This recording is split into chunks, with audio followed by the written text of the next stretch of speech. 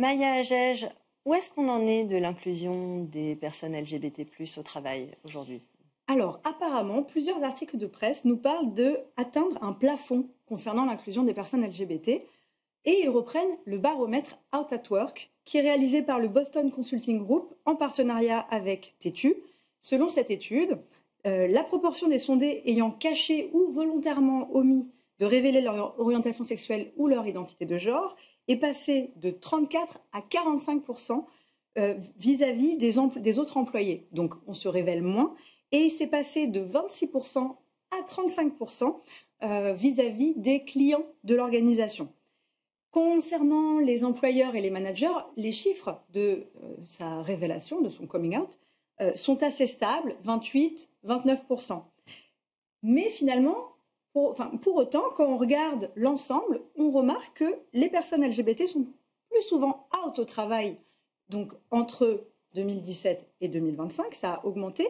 Mais par contre, auprès de moins de gens. On réduit le cercle des personnes à qui on le dit.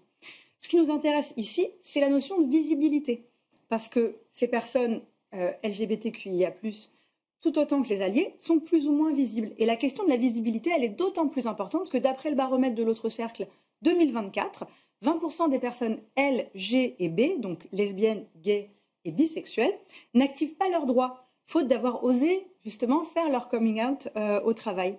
Et ça, ce que ça veut dire concrètement, c'est que ces personnes-là vont moins ou pas demander des jours de congé pour mariage, pour Pacs, pour congé coparents, ou bien elles vont peut-être pas demander l'affiliation de leur partenaire auprès de la mutuelle de l'organisation. Oui, donc c'est quand même un enjeu qui est très important, celui de la visibilité. Comment est-ce qu'on lutte contre l'invisibilité qui semble quand même creuser un sillon grâce aux rôles modèles et aux alliés? En fait, désigner des rôles modèles ou agir en tant que rôle modèle, c'est faire émerger des figures d'identification et je pense qu'on en parlera pas mal dans l'émission. Être allié, de l'autre côté, c'est apporter son soutien à un groupe. Mais qu'est-ce que veulent dire ces rôles?